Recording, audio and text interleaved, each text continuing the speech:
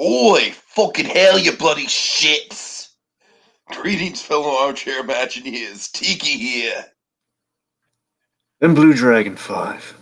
and welcome to The Boys Season 2 Spoilercast. Alright, no more Australian accents, Draken. No more Australian accents, Jesus Christ.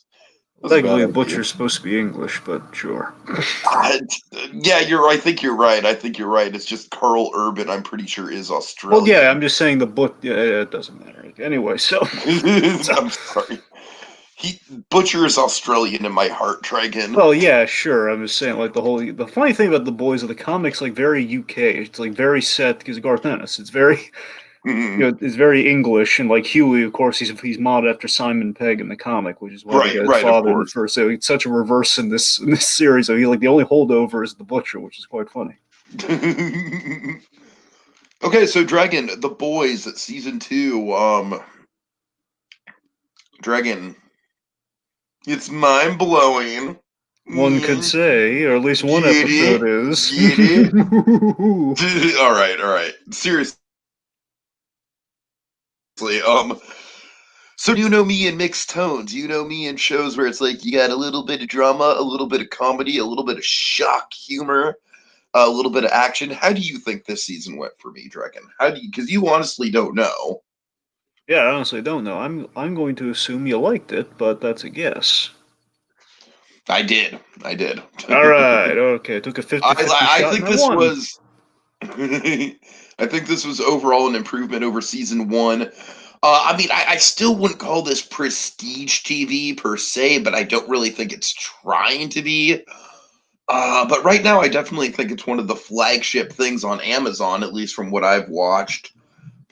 And yeah, I think this show does a lot of things right. And with the tone, Dragon, the tone that I was alluding to earlier, I think this show, especially in season 2, the tone really comes into its own, and I dig it. I dig it, man. Just stylistically, I love what this show's throwing out. Yeah. And yes, I know, Dragon. I need to watch Hunters. This show actually made me want to watch Hunters more, so I know I need Yes. to get on it. All right. I mean, especially given certain things in this season, you gotta watch Hunters, Oh, I know, man. right? This is actually a perfect Yeah. segue into Hunters. All right, you Yes. know what? That's a fair point. I might have to get on. I might have to fast track that. Yeah. All right, so yeah, so this to say, Dragon. I was going in, of course. The one spoiler that I had going in, Dragon, was, and of course, this is a spoiler cast, folks. So just throw that out there. We're gonna kind of start out with a bang here in terms of the spoilers. Dragon, I knew Becca was gonna die, and I saw I kept seeing the thumbnail of Homelander with all the blood on his head from the final episode. I knew that Becca was gonna die just because of word of mouth, and I kept seeing the Homelander thing. So, suffice to say, Dragon, everything that panned out in the final episode, it subverted my expectations. But in the best of way. And what I like about that is I felt like the whole episode was going to be kind of building up to like, oh man, Homeland is going to go crazy. Uh, and you know what? Yeah, Homelander's plot was riveting, but it wasn't just him going crazy. It was a lot of Homelander kind of finding his humanity in certain ways and also going deeper and deeper into insanity in other ways. But outside of Homelander, Dragon, I thought that overall, I feel like this episode, this season, really shined a lot more than season 1, a hell of a lot more than season 1 with the side characters, Dragon. To me, all the characters sung in this season in a way that they just didn't in season 1. I felt like season 1 really was like, like we got Homelander, we got Butcher, we got Huey, and then everyone else, they're there, they're doing their thing, they're cool, they have their moments. But I didn't really feel like a lot of other people had very solid, sustained arcs. I mean, you came around on Mother's Milk, and you liked him in this season, right? I definitely came around on Mother's Yeah. Milk. Mother's Milk was one of the first people I came around on, Yeah. Dragon. Right. I really liked all the, right off the bat, we get the interaction between him and Huey, and it's like, all right, I see what they're doing with this guy. I like him a lot. It's not that I disliked Mother's Milk. I just thought that Yeah. out of everyone in the first season, he was probably the least developed character. But yeah, here, Dragon. I feel like everyone sings. Everyone sings. Yep, and we know what they're singing. They're singing Billy Joel. Oh God. All right. What's like the Star-Lord backstory for Huey? Yeah. All right. Okay. My overall thoughts. So the boys is like a polarizing thing for a lot of people. A lot of people again. And of course, getting into a second season, you'd imagine people would have kind of settled on how they felt about it. Yet, I'm assuming a lot of them were coming back for more, or just coming into the season too fresh or something. I don't Okay, know. to be fair, Dragon, this show does unabashedly throw Nazis into our face in season 2, so it's gonna be divisive. It's gonna be divisive. True, true. So here's the thing. So when it comes to the boys, like if you can get behind the show, if like you've seen the first season and you liked it, or at least you can get behind like what the boys is about. I feel season 2 was absolutely successful. I mean, again, it's in the tone of the first season, but it pluses it. It does get better. But again, I'm saying season 1 is already great, and already kind of got people talking. Again, the people who liked it, and this was a raging success. What I continue to love about the show and I continue to appreciate within this season is the fact that it's not about just like the shock and awe and the violence and cynicism. It's about the themes and motives behind that shock and awe. Yeah, absolutely, for sure. And I think the boys themselves, just as characters and kind of like the boys, the namesake with kind of our guys going up against the superheroes. I mean, they themselves they make the argument for the optimism and the complexity amidst the most cynical superhero show ever. I Of could course, straight up call this show the anti-superhero show. exactly. It's absolutely. So that's what I'm saying. 'Cause that's everyone's asking me, hey, well, what do you think of the boys? And I say, well, yeah, easily it's the most cynical superhero thing I've ever seen. And I mean, while I don't support necessarily the boys in concept, I can admit I love the artistry of it. I love how the story's told. I mean, again, is it my go-to for superheroes? No, for clear reasons. But it's I can absolutely like this. That's Because you're a simple man when it comes to superheroes, Dragon. You just like your superheroes to save yeah, people. that's all I really want at the Oh end man, of the day. oh man! If season 1 taught us anything, Dragon. Because remember, the only time, seriously, if you track it, like the only time someone ever gets saved in the boys, it's really it's in the first episode when like Homelander plops down, he like crushes the truck, and then he kills the 2 robbers, and he Oh like man. he's the odd irony when I rewatched the first season, getting hyped for season 2, like right up to the clock running down on season 2 premiering. I rewatched the first season, and I noticed something. What opens the first season, the Homelander saves two boys, so the boys. And Ah. so I'm just saying, like, kind of the symbolism, like, he saved the boys, and of course, you think, hey, if you're going into this completely blind, you think, maybe the show's about that, just like saving, which obviously entirely not that, which is great. That's what I'm Oh saying. Like god. that's like the only save in the entire series, really. And then like they're killing gunmen left and right for like a generic hostage situation once, and that's what I'm saying. They're killing. Again, obviously, anytime they save anyone, it backfires them not saving people, except for that with that one exception of the pilot, which is great. Anyway, so something we should talk about before we go on to within my thoughts here. Marketing we should address. Yeah, I wasn't really following the marketing at Well, all, let Dragon. me rephrase that. I mean, less the marketing, more like the how it was distributed. The whole Yeah, I've heard it both ways. I've honestly heard arguments both ways. Some people say that yeah. it killed the momentum. Other people said they were really enjoying the week to week thing. It kind of like kept the discussion alive. And Dragon, I kind of like after the first episode, I was kind of like, all right, you know what? This is setting a lot of stuff up, but I can tell that I'm going to be frustrated going on a week to week thing because I know how this show likes to sort of gradually set up its bowling pins and then knock it down. So for me, I thought I'd be more satisfied on just a binge watch, and I think for me personally, it was a good decision. And Joshua Thomas did the same thing. But how was it watching week to week on your end, Dragon? Because we both kind of have a different perspective, so that's neat.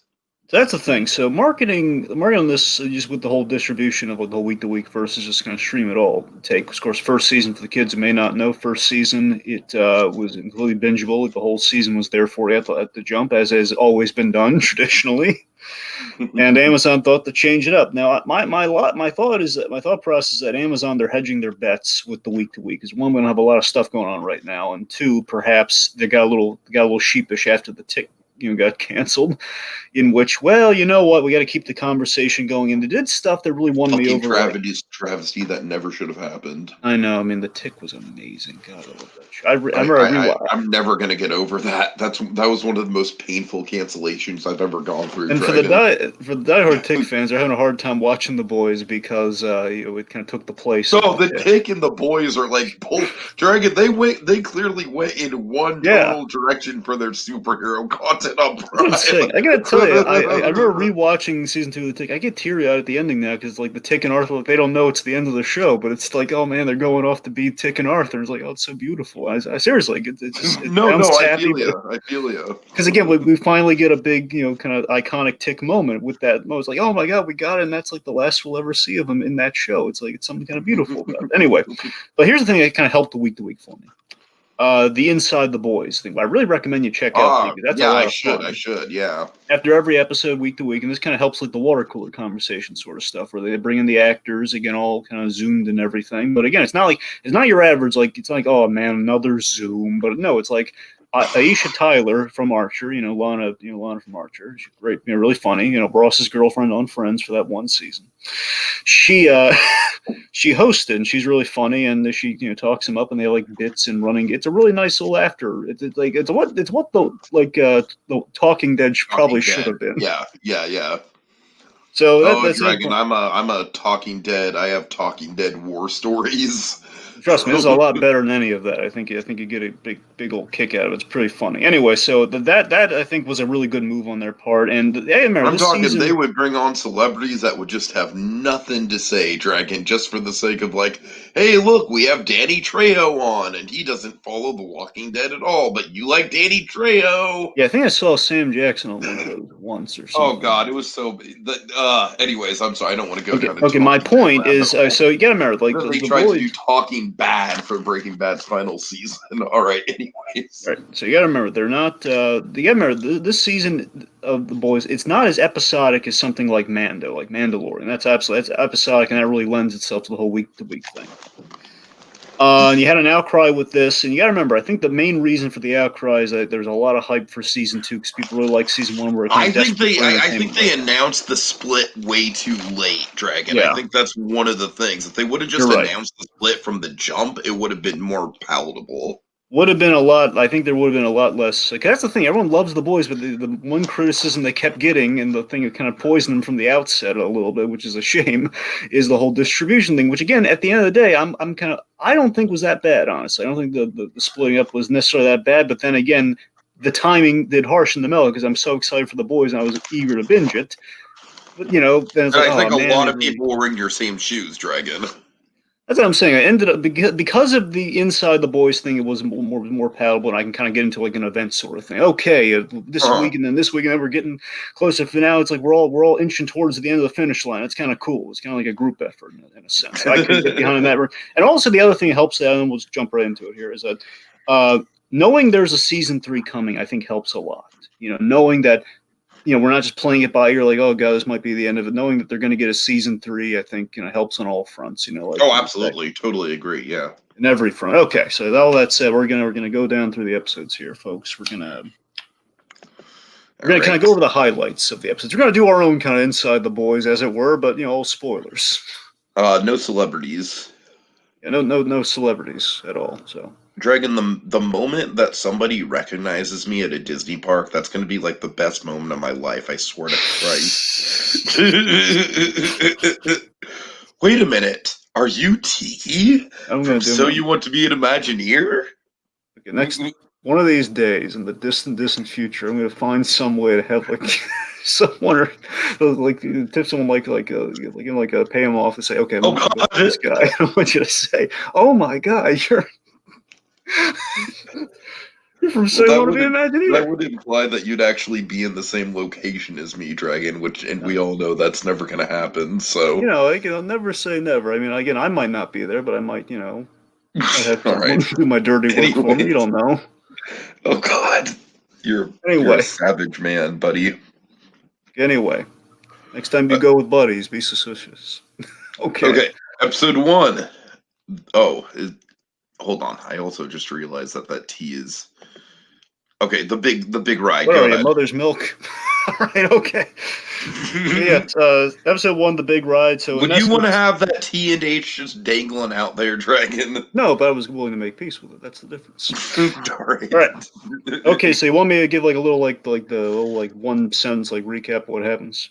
Well, please do. Okay, so essentially the big moments that happen here. Vought goes public with Translucent's death, which means they need a new member for the Seven. As this happens, Homelander, as this happens, Huey tries to lead the boys, which has mixed results. There you go. All right, so Dragon, the first thing I want to kind of pinpoint, just because it's sort of a don't bury the lead moment, we need to talk about Blind Spot. Yes. Because that to me was like the first moment of like, okay, damn, that was brutal, and we're in good hands. We're in for a ride. And again, that's what I'm talking about, where I can respect this show, but at the same time, it's like killing my darlings, where it's like, I mean, you and I, especially you, myself, Daredevil. I'm saying and I love that's kind of like a slight from Amazon to Netflix too, which is absolutely. Because think about it, the Tick is like Tick is kind of like an homage to like doing a Netflix version of the Tick, but on Amazon. That's kind of what they're the Netflix. The Tick's kind of a Daredevil equivalent, but for Amazon in a sense. Especially the first season. Now we do kind of the harsher boys version of that here. Where there's several MCU middle fingers throughout the season. Of course. So basically, just let's talk about Homelander and what gets us to the blind spot thing for a second here. So Homelander, after the events of the first season, Homelander, after the reveal that he has a son, the fact that they were again, honesty is a big thing with him because he likes to be in control, and he can't be in control if there are surprises like this going on. Yeah. Homelander is Ryan's biological father. Yep. Sorry. Go ahead. So that's the thing. So Homelander, I think he's overcompensating with because of that big revelation. He's overcompensating. He wants to be really proactive this season with everything. That's why he's managing his own stuff. No, Madeline's not around anymore. Doesn't have a handler. Ashley is certainly not going to do it. Which, by the way, I like Ashley a lot better here this season than I did the first season. I think Ashley, because of course she's another figure, like the actress who's floated from Netflix to Marvel to Amazon. Just like it's so trippy. We have a couple Jessica Jones actors in this series. I know. We have her and we have Starlight. Right. And with Ashley, I think this is the most palatable I've ever found this actress. Yeah, I mean, she was okay in the first season of The Boys, but she's a lot better here. I mean, I was already she was already a step up. Anything would be a step up from the Robin character from Jessica Jones. Oh, and to me, it's like even still, as much as I appreciate her this season, it's still hard to look at her face and not see Robin Dragon. I'm not gonna lie. Again, this season though was an even greater step up. You know what I equate her arc to this season, Dragon? What? She's basically a better written version of the babysitter from Jurassic World. There you go. That's not bad. You know what I mean? It's like the whole season she's just constantly being shit on for no reason, even though she's just trying her best. Yep. So of course she picked Blind Spot. She suggested again she's bringing potential applicants for filling out the missing slot in the Seven. And we have Blind Spot, who essentially he's kind of I believe an Asian Daredevil. Essentially, is his whole shtick. Where basically he's just wearing an all white outfit. He's throwing javelins, a little more murdery than Daredevil, but still. Fact is, again, point being, Homelander's giving him that's otherwise you, sir. Is oh yeah, it's glad to have you on the team. And listen, your struggle coming over your adversity. Basically, what if people knew Daredevil was blind? Which sounds like a horrible idea. which is the thing. Daredevil's whole thing is people don't know that he's blind. Right. Criminals don't know he's blind, but his whole thing is everyone knows he's blind, which is a real detriment with what Homelander does to him here. Homelander, what he does, what I like to describe as a Donkey Kong clap.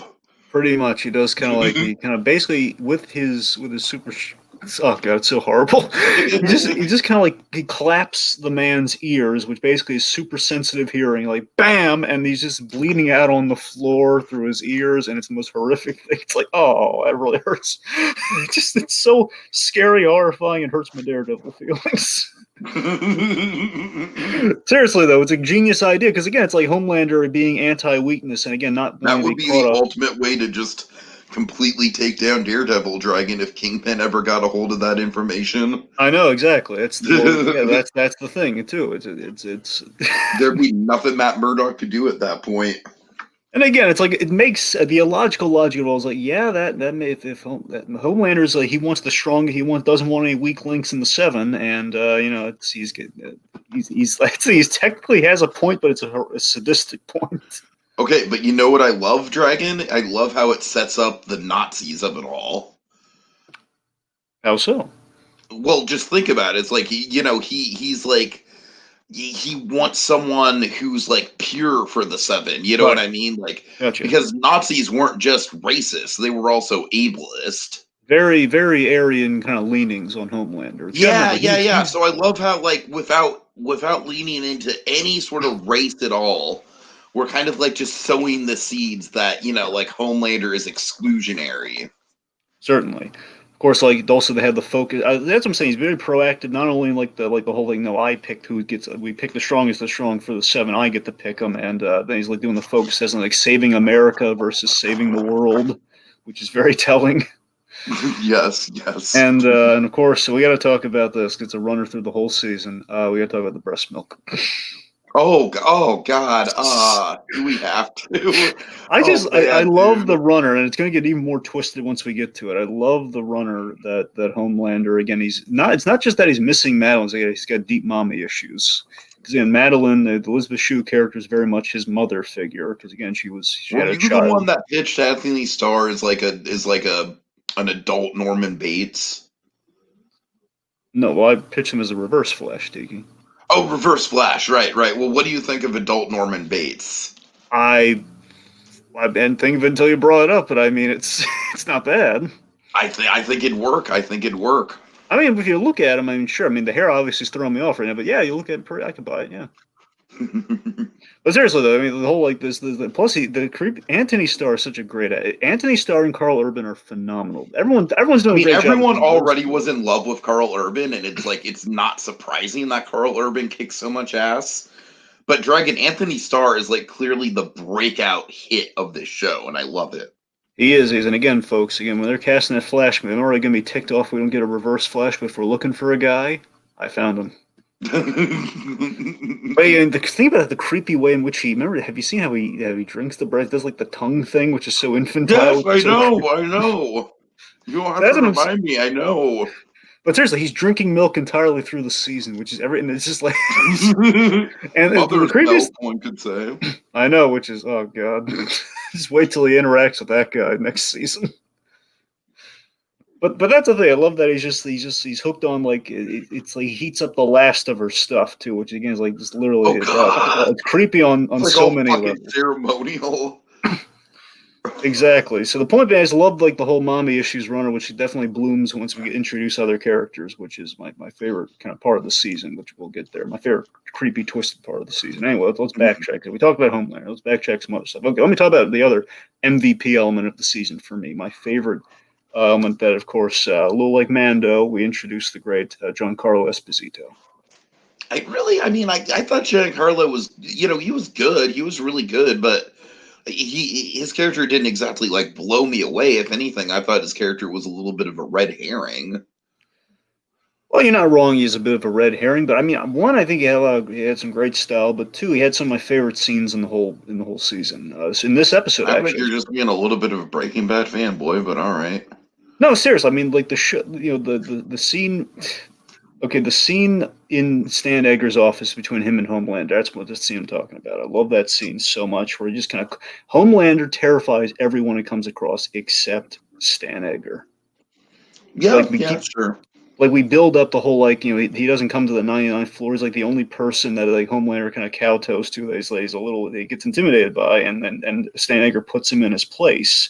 Taps into a little bit of the father issues, where again kind of the male figure that runs the company is sort of again putting him in his place. Where Homelander obviously is going to have his own daddy issues thrust upon the kid. Well, Dragon has lost taught us all the best cowboys have daddy issues. Mm-hmm. All right. Yes. We Yeah. have the movie guy in the comments here. Howdy. Howdy. Howdy to you, movie guy. Happy to have you on board. All right. That's the thing. I love like the moment Homelander threatens the business. That's when he kind of drops the pleasantries. And look, I will fully admit, okay, it's to show you I'm not completely blindsided here. I'm not completely just like not blind to my own blind spots here. Sorry, a lot of blind spot in my mind after we had the horrific tragedy that befell that guy. Dragon, Is that you might want to go see the new David Diggs film, Blind Spotting. All right. funny? That's an actual movie, but go ahead. But seriously though, um, I admit, like we're in a year right now. We're lacking some Giancarlo. We're lacking some Gus Fring on Better Call Saul, and we're gonna get him in Mando. It's his year. You know what? We could use a little Gus Fring esque stuff here, and also a little bit of his Lex Luthor from Harley Quinn. Just Giancarlo's year, man. Everything's going his way. But yeah, I love like the moment he threatens the business. He kind of drops like the pleasantries and the facade, like, "Oh, we love you, Homelander," and of course, like you throw in the business. He basically outlines that what do you know about Frederick Vaught? And he drops the whole Nazi thing on him. Drops the whole like he was like a Operation Paperclip, which again, big Hunter thing. Right. The whole like he was recruited like with the Allies. And the whole like you make the mistake. You think we're a company of superheroes? No, we're a pharmaceutical company.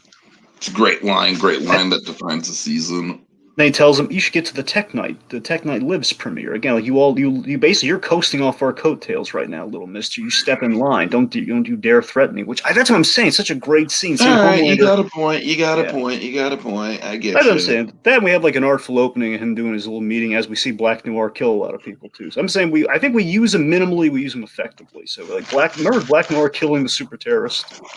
Okay, can I just say Black Noir is like one of my favorite like running stories of the whole season. I love Black Noir's like almost no dialogue in the whole season, but he's just got such a memorable like presence to him throughout the season. No dialogue at all, Tiggy. He does not say a single word in the series yet. Right. I mean, he kind of makes a crying sound, and that's about it. Of course, I love the payoff of that, which we're going to get to. But yeah, he's. I love we're kind of isolating these little moments of intrigue in here with him. Where he's like playing with the little bunny in front of the kid after he like decapitated his father, probably. Just ripping heads off. Let's see. This is some other status quo if we did within that vault. Basically, Vault's doing a lot of spin control after the first season. They're trying to make things work in their way because now the government, importantly, the government knows about Compound V at this point. They're trying to kind of sell that to the government. Like we see the Chris Hansen's making a meal out of the whole the Vought framing the butcher for Madeline Stillwell. Oh, shut up, you dumb bird! I'm gonna blow you up. It's the really fake butcher. A lot of fun there in Translucent's funeral, which I love the irony of all the eyes are on the invisible superhero. Let's see. So Starlight's working with Huey to take down Vought from the inside. She's doing some dangerous undercover work. Yeah, generally speaking, I like how underground the boys are this season, like kind of literally, and I like the dynamics with Frenchie and Mother's Milk and Huey. I like the power struggle with Butcher Dragon. I think that's one of the big thorough lines of the season that I really got into. Absolutely, and I mean, before Butcher re-enters, like again, Mother's Milk and Huey, they have a great dynamic of the pragmatist and the optimist. Which like again, Mother's Milk gives us some really good advice with Starlight. Like doing this little, kind of little deep throat sort of thing right now. That's not gonna, that's not gonna like fix a relationship. You gotta, don't you're putting her in danger before you're getting yourselves, kind of back in the old status quo after the whole betrayal thing. It's not gonna work out.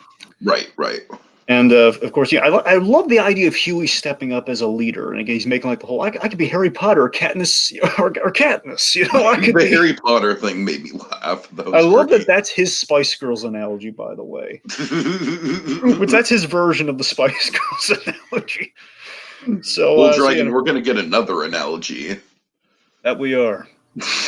Just stay tuned for that. You're Oh right. You're right. God. So, oh god, that analogy is okay. Anyway, You know what I'm talking so about. point being, the boys they're trying to get Mother's Milk back to his family and everything, trying to get themselves off the fugitives list and try to take down Vaught. And what they're trying to do is they go to Reynard, the Jennifer Esposito character, no relation to Giancarlo. We'll make that clear. Anyway, so we introduce the head popper mystery.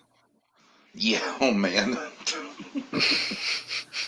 I just don't even know what to say to the head popping dragon. It's The just so reactions insane. sell the head popper thing. So just seeing Huey and the boys freak out and just run for their lives. And I think it's this all, moment is like basically the equivalent to the Robin moment from season 1, episode 1. yes, but more funny. Let's be honest. Oh yeah, the Robin moment was just like, well, that's one way to introduce a character. Yeah, that's the hook, though. I mean, Brabham thing, Oh, that's it the is hook the of the whole hook, sure, series. sure. I just want to see A Train get suffer like the day is long. That's You what I know like. what's funny, Dragon? Somehow they actually made me kind of like A Train this season. I know what you're talking about, but I did not have that opinion. But okay, fair enough. All right, fair enough, fair enough. No, there was like I had a twinge though for him, but we'll get there. All right. The deep. Okay, so the Oh deep. God, Oh yeah, you're. Oh yeah, I know you love the bit with the deep here. Tell me about it. hey, Dre, I don't even know what to say about the Deep this season, other than that he's so pathetic. Mm-hmm. So basically, this whole season, it's like the Deep joins a cult. Yep. After his whole splash zone Sandusky, Oh God. Ohio incident. Oh, and by the way, I love that he's still hanging out in Sandusky, Ohio, and he's making a scene at the Cedar Points water park. That's what I'm saying. It's great. So, it kind of leads into a low point. He gets sucked into the Church of the Collective. You get Eagle the Archer and Carol, another a Breaking Bad alumni. Gretchen. I thought Gretchen I Schwartz, recognized her. Yeah, she looked familiar. I couldn't quite and place it. also wasn't Jessica Jones, Oh yeah, that's another right. Jessica Jones alumni too. All right. This thing I love with the Collective, I love like the whole Archer observations that an Archer is going to have like PTSD, in which like, oh yeah, I ran out of arrows in the field. Oh God. It's just we're taking all the pot shots, but it works. What I love about Eagle is that when he's introduced, I just kind of like assume that he was someone set from Bot to kind of like repair Deep's public image, because clearly Deep was going off the deep end.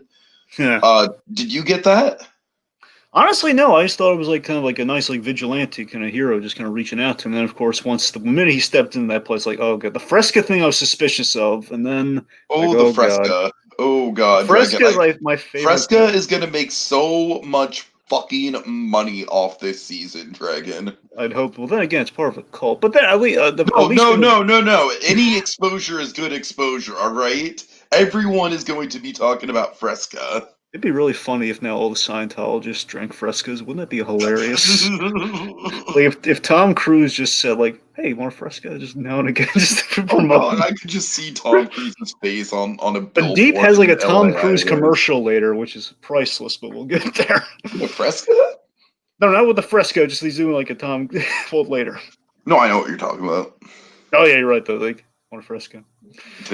Let's see. I think we Stormfront gets introduced here. I love that Stormfront is introduced as like this plucky influencer from Portland. Yes, yes, I'm totally into the Stormfront thing, dude. I know Stormfront was. I think she was the biggest stroke of genius in the season. Honestly, I think she tied the whole. A lot of people were like, "Yeah, the diehard comic fans for the boys," which I really don't think are that many, but they're there. I have heard so many, like, this is one of the biggest shows where it's like, yeah, this is definitely better than the comic, no Yeah, question. Like, I've pretty read. much across the board. I've not finished the entire. I've been going through the comics just to see how after season two, see how accurate it was, if I could. 'Cause Uh-huh. all the titles of the episodes, all the season titles, they're all from the comics. They're all issues of the comic.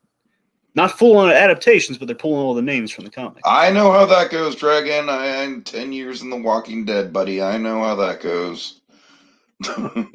And Yeah, that's the Walking thing. Dead pulled the same thing. I Anyways. can say definitively from like that for like maybe like half of the run so far, and I can tell you that yeah, it's infinitely not as good as the show in my opinion. The show again, it's like the Kick-Ass thing. Look at the first movie of Kick-Ass, where that movie again has the optimism you can kind of root for. Again, it's a little more hopeful than the book. Sure, And it's very sure. much the same thing where it's a little more like it's like, let me put it this way. Remember what the Deep did the Starlight in the first season? Yes.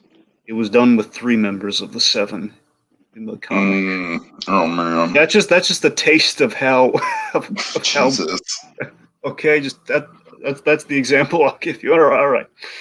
So Were yes, Homelander and A-Train the other two?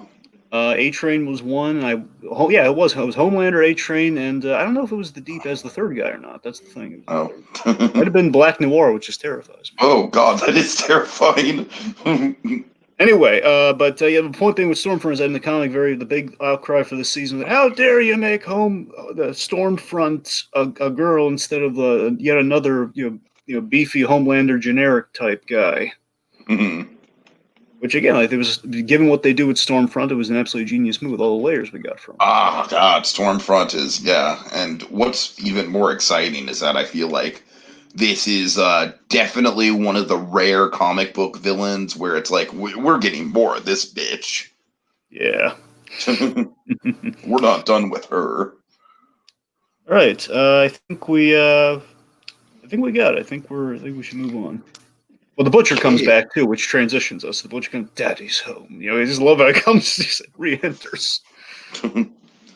Right, proper preparation and planning. All right, so Butcher's back, and he's trying to find Becca, and we have the aftermath of what happened to him. So you're probably wondering, we had that awesome ending of the first season where Homelander has a son to the Butcher's heart. What's the worst thing you can do than killing Butcher, showing that his wife's alive and she's had Homelander's child. So he wakes up in front of a Tony Cicero's, and More product placement, Dragon. what's even cooler about that product placement? Remember the place where they killed Translucent in the first season? Yes. Tony Cicero's. Oh no. Oh my god. Okay, so let's see. We got Tony Cicero's, we've got Mars Bars, we've got Fresca. Yep, we have Almond Joys. That's a big one. Oh, Almond Joys. I'm sorry. I meant Almond Joys, not Mars Bars. I'm Right. So sorry. yeah, Almond Joys. Yeah, there's God, then we have like all the Vaughty sort of stuff. But anyway. I mean, this season really is making the best of its product placement, Dragon. It's really quite impressive. So yeah. Anyways, the point being, this is one of the butcher's back. He's trying to find Becca. The Deep has a shroom fueled catharsis and Okay, let's talk about that, buddy. Let's talk about that for a second. So, Mr. Patton Oswald, ladies and gentlemen, love me some Patton and Oswalt, and probably I'm Patton really on like the most bizarre role in an otherwise bizarre career for Patton Oswald, I and would say. another reason you got to watch Happy Tiki. Add it to the Hunter again for Oh, the I know I Reverend need to Tone watch thing. Happy. I know I need to watch Happy. Yep. Patton Oswald as the shroom-induced voice of the gills. Oh God. Oh man, Dragon. I don't know. It's so wacky. It's so gross. Because remember, like one of the most traumatizing bits in the first season was like when essentially the Deep gets violated within his gills. Oh, I And know. I know. Oh God. God, which still just ugh. But seeing him talk and everything, and some of it's practical puppetry, which is creepy. Oh. Anyway, so it's I love that the Gills had actually great insights to him. Like we have layers to the Deep's issues with women, where he fears rejection with the Gills, which is why he abuses women before they get the chance to mock him. So I love that layer to. This is what I'm saying. The Deep garnered all the sympathy for me, where A Train not so much. That's like I was feeling the Deep's redemptive path where again he's getting. We know he's being fleeced. We know he's he's a lemming within the Church of the Collective. So this guy's in for punishment. You felt kind of bad for him with the whole Yeah. Of course, that duet of "You Are So Beautiful." Oh God! Oh God! Oh Jesus! I almost couldn't take that, Dragon. That was maybe a little bit of a step too far even for me. I'm so excited for Patton Oswalt's new Hulu show. He's going to play MODOK in the stop motion Hulu show, which I'm so excited for. And he's going to be so great in that. So this is more Patton Oswalt, please. So yeah. Anyways, back to the butcher. The butcher. So he wakes up outside of the Tony Cicero's. He's on a mission to save his wife. So basically his wife saved him. because she prostrated herself to Homelander, like, please don't kill Billy, or else I'm going to kill myself in front of my son and blame you for it. That was kind of the arrangement that was struck. Fucking brutal. It is, and she meant it too. It wasn't like an empty threat. I mean, Yeah. So, of course, there's a short film. I don't know if you saw it. There's a short film about how he ended up in I a did not tracksuit. see it, but I heard about it. Yeah, it's good. It's like you don't need it all, but it's good. Uh-huh. So basically, that kind of fills in the blank. And basically, Butcher here, he's made a deal with Mallory. He's made a deal with Mallory to essentially, they're going to look into the new. Another detail from the first episode that we set up is that there's this new soup terrorist that they accidentally smuggled in because they're hiding out with the Haitians, and the Haitians they weren't smuggling just drugs; they were smuggling people apparently. Mm-hmm. Under Frenchie's nose, including a soup terrorist, the guy with some mind powers that they suspect. Again, I love the continuing mystery. Who's the head popper? And our guy here, possible head popper, and they want to get that guy to Mallory in exchange. I like that there's this show is so insane that there's a myriad of different people who could literally just blow up other people's heads. Yeah, we got 3 suspects. It's not any of the suspects. Right, exactly. Great. Oh god. Anyways. All right.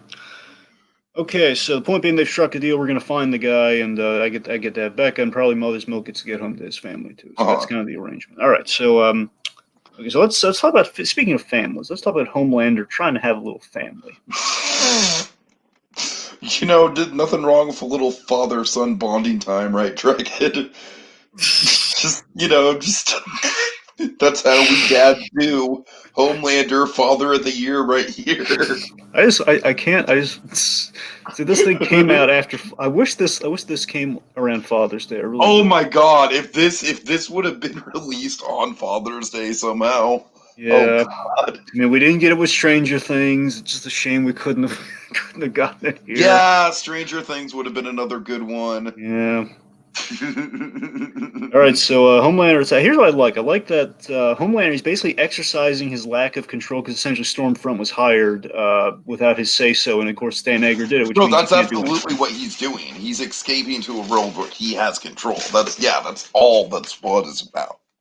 Precisely, and basically we really get to see the sociopathic charm of Homelander again. Where again, there's a charm that it's mesmerizing. You can't look away, but it's terrifying at the same time. And that he sees himself in Ryan. He sees himself in the kid who I think he means what he says. Tiki. He means what he says, and that he does not want Ryan to to freak out when he learns that he's not alone. He doesn't want him to go through what he went through. Because right now he's being raised in a lie, like he was. Only he has a mother, which is the difference. He's basically being raised in the M. Night Shyamalan village. Yeah, he wants the impossible. He wants he wants him to have the family that he didn't have, and he wants him to see the world and express his powers. He wants but it's a selfish desire. He wants to see his own childhood that he didn't get to have. It's less that he wants to be there for his kid. He wants to see himself get what he wants. Sure. So, of course, they're up on the roof, Dragon, just having a moment, as boys and their pops do. That's not yet, Tiki. Is that not this episode? And that's the third one. Oh, okay. Sorry.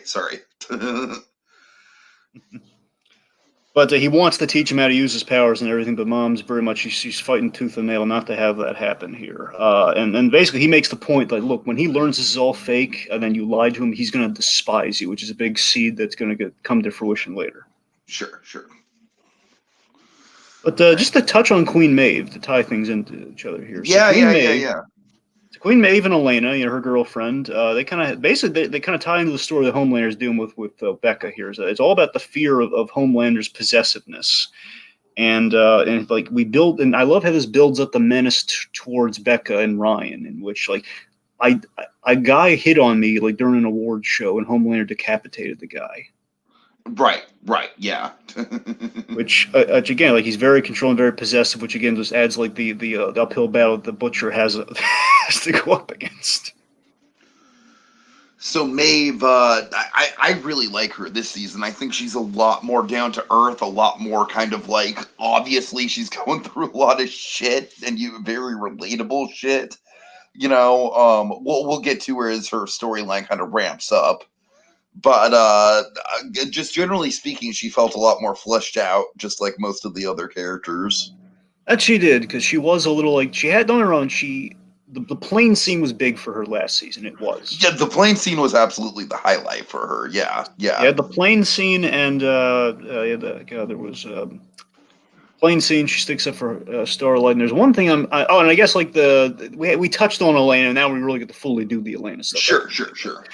So yeah, that's the thing. I love that like Homelander's all about forcing love in the nuclear family, and he hears Becca's pleas and everything, but he has that. He heard like earlier she tried to leave and tried to beg the guys at the gate of the whole giant complex to let her go, and she's like calling the doctor and everything. Come on, like you promised this would not happen. Look, we can't stop. How sad is that? Like, I mean, the cat's out. We can't put the Jack back in the box here. He's probably going to get bored and moved on. And the creepiest thing is that Homelander heard this conversation from inside the house all the way back there. And he says, "You're right. I'm not going to get bored." And oh god, and that just ties in that Queen Maeve fear. Like, oh god, this guy's a real problem. Sure, we're doomed. Sure. We're doomed. So speaking of our female characters like Queen Maeve, we should talk about Girls Get It Done. Yes. Oh god. Dragon just basically throughout this whole fucking season, the boys just like takes the girl power team up from Endgame and just slowly smears it into the goddamn ground. That they do, but again, I love how, and again, this is the difference for anyone saying, I don't know if I can get into basically people saying they don't know if they can appreciate. I get that it's a hard sell, but I wish they could, if they watch it, they could maybe appreciate it all, like maybe see that it's not just wanton destruction for the sake of wanton destruction. It's the fact that, yes, we're mocking the whole, the girl power of all, but it comes around by the end of the season. It comes around by the end of the season, and the whole, like, the great payoff to it is that, we actually have all these female characters that we're invested in. Yeah, that's what I'm saying. We built to, we earned it. That's the thing. That's what's great about it. So right now, though, the MCU didn't earn that moment per se, but it was a little cheap. Anyway, so but I love the mundanity of the superheroes. I love how, of course, superheroes are the celebrities, and much like celebrities, superheroes have to do press junkets. So we have this monotonous press junket of like them answering the same questions and everything, and just the Stormfront. Yeah, I love Starlight's approach. Like Starlight's like she's a double agent. She's playing the game. She's in the revealing costume that she hates. She's singing the songs at Translucent's funeral and everything. Where Stormfront, this is a perfect it's a perfect kind of falsehood. It's a perfect kind of like misdirect. That Stormfront's very she's very influencer Instagrammer. She's all about she's anti-VOD. Like, I'm not going to sell myself out. I'm part of the team here. She's everything Starlight wishes she could have been at the start of the show, which is genius given what we reveal about Stormfront. Of course. Also, A-Train's back. That prick. I don't know. There's something about the way that A-Train conducts himself this season. Like, he's still a prick, but I kind of enjoy how cocky he is this season. He is cocky, but that's what I'm saying. There's this whole thing of like, as Starlight points out, like, we saved your life. Yeah, and you're going to regret that. It's like, oh, come on, man, come on. It's like, nothing against Jesse T. Usher. He does a great job making me hate that character. That's what I'm saying. It makes me get impassioned. Look, we're never going to like this guy, all right? All I can do is, like, ask that he be more entertaining, and he was. Yeah, sure, exactly. So basically, we have this great thing where Starlight puts A-Train. I love it when Starlight puts A-Train in his place where, no, you didn't tell anyone, because basically if you go down, I go down with you. Basically, she kind of says she kamikazes it, where if you reveal that I've stolen like the Compound V sample, then I'm going to tell him I'm going to tell him about all the stuff that happened with us last season. That you killed your girlfriend, Popclaw, which is a big thing. Which again, there's absolutely ways you can prove that. As she says, like the super speed, the soundbar, all the bones cracked. No one does that by suicide. You're nuts. It's very easy to sell you up, man. So that was great. Right. Right. Let's Anything else see. with episode 2? Just one plotty thing, then we can move on. Big plotty thing. So we're at the costume shop, and the boys find Kenji. Now, Kenji, not only a terrorist for the Shining Light Liberation Army, Kimiko's brother. It's a biggie. Yeah, I guess we haven't really hit on Kamiko and Frenchie yet so far. Yeah. So of course, Kimiko and Frenchie, they're besties at this point. You know, of course, Frenchie, he wants to learn a language. He wants to convey with her. He always has a soft spot for her. He kind of brought her onto the team, that sort of stuff. I really like their arc through the season. I do too. I do too. And Kamiko, from what I've heard, is definitely getting more into her comic book counterpart this season. yeah. Let's see. So she's so basically they put Kenji here through the same thing that happened to her. The army basically took people and through because Homelander sent the Compound V over there. They injected adults with Compound V, giving them superpowers, making like supervillains being the idea. Uh-huh. So that's kind of what creates Kenji here. So the reunion is complicated by the Butcher, who again is basically has to kill this guy. Which creates a conflict, and I love how the boys all side with Huey, so, who kind of ruins the shot and everything, just saves his life, and Kimiko eventually she recaptures her brother, and we have this heartbreaking moment where Butcher punches Huey, says, "You get between me and my missus again, I'll kill you." It's like, oh. Yeah, and like I said, these two are going to be, at odds throughout the season. So, Yeah. all right. All right. Episode 3. Dragon, let's try and keep up the pace with this, all right? Because Right. we're like almost an hour in, and we've gone through 2 episodes, so I Right. don't want that to be an omen. All right, Over the Hill with the Swords of 1,000 Men. Best title of the season. Oh yeah. So the boys, they're going yachting. The boys on My Big Wet Dream. Dragon, the boys are just going to go yachting, and it's just going to be a nice fishing trip. They're going to kick back with some brewskis. They're going to maybe do some fly fishing. It's going to be a nice, relaxing time, right? One could hope, but All not right. so much. This leads to one of my favorite set pieces of the season. Yep. Well, I mean, well, set piece in a manner of speaking. Okay, so the boys, they're tasked with delivering Kenji to Mallory, which is pretty straightforward. And of course, you get Becca, get MM's family. It's a win-win. We set up Huey and Butcher, their arc for the season, which essentially is they're at odds until MM reminds Butcher in a really lovely scene that Huey is he's the canary, he's the moral compass. He's the canary in the coal mine. When you've gone too far, the canary tells you. Mm-hmm.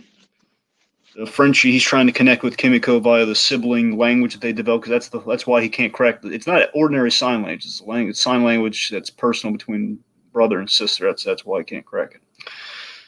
So let's see. So of course, a lot of chaos unfurls when Kenji escapes and he attacks an NYPD helicopter, and they now have to get to a new location, which is now on Vaught's radar. Now the Seven's going after him. I mean, the full active 7 are going after him, which is not good.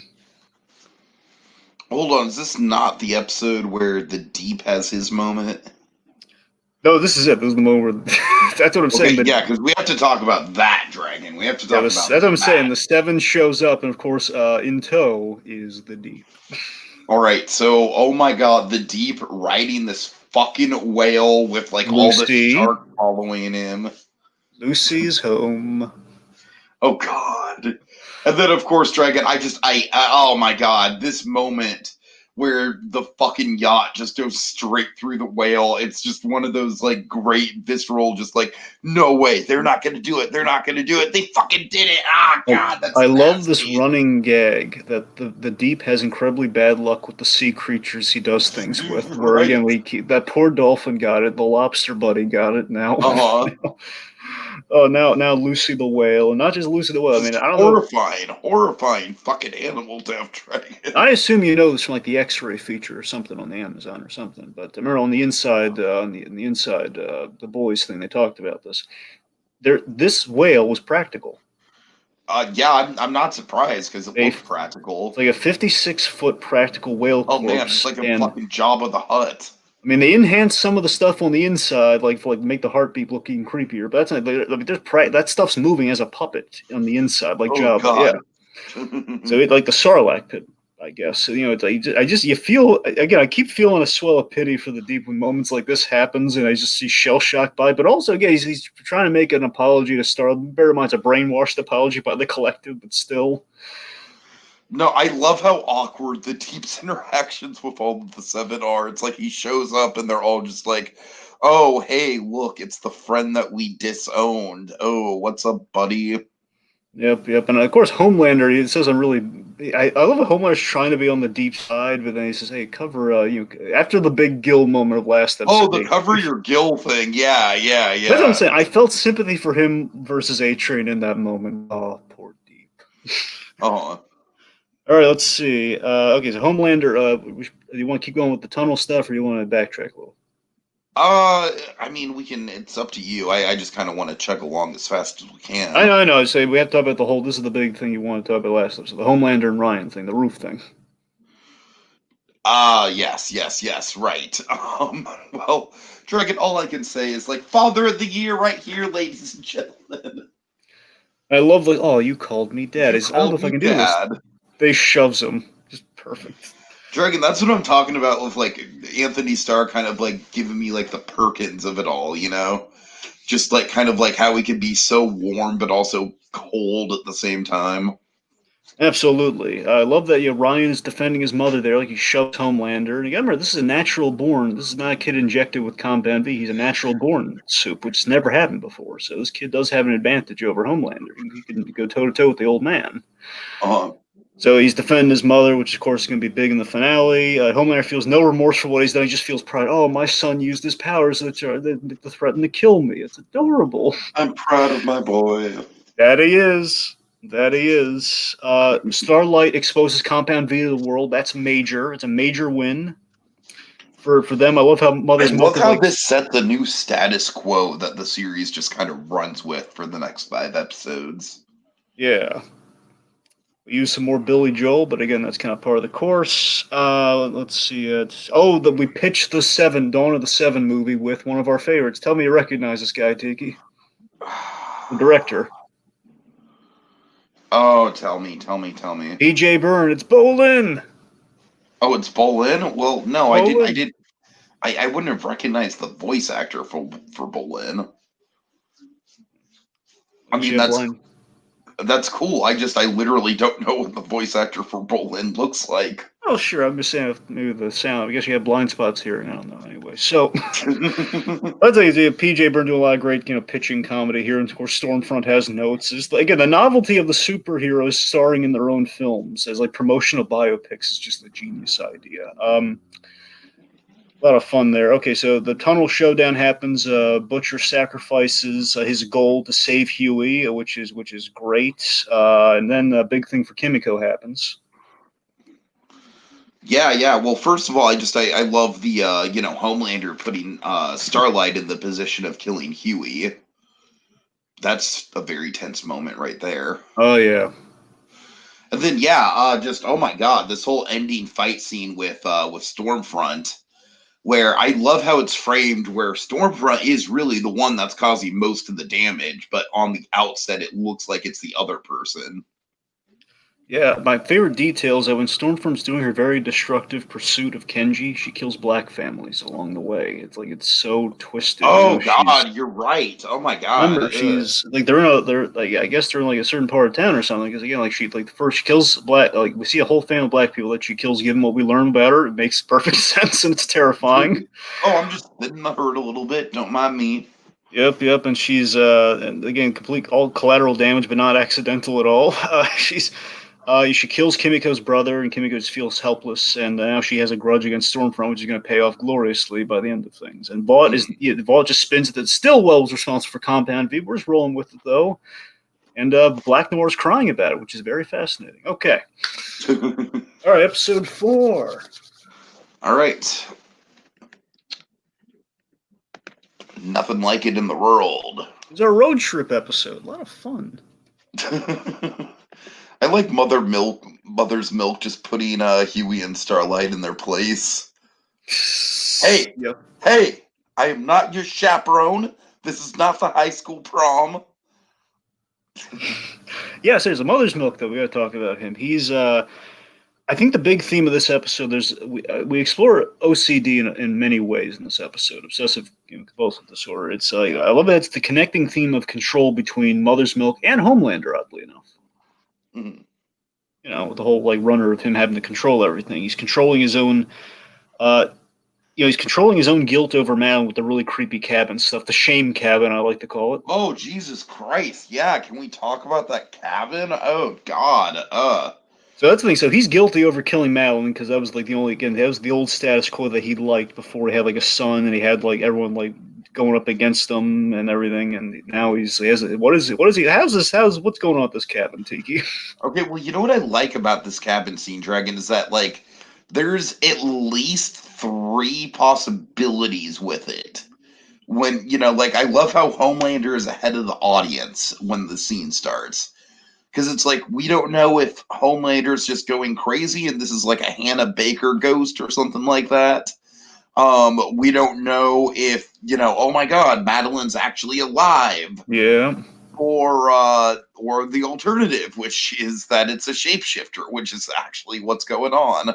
Which we set up in that first season, Doppelganger, Madeline's guy. Uh-huh. Uh-huh. I love the fact that we settled on it was actually it's a guy who can shape shift and not like just we haven't like I love that just makes it even creepier for Homelander. Oh, very much so. Very much so. So that's the thing. Oh So boy. Homelander's obsessive compulsive desire is to be loved to fill the hole because again he's lacking that because he had no love growing up. He's always trying to fill that hole, which is why he wants to be loved by the public, which is why he wanted to be loved by Madeline. And again he forces the seven to fall in line after this cabin scene because he's forcing the love, he's forcing the control. Which of course the ramifications of which are like he threatens Starlight, almost kills her in that elevator, which is terrifying.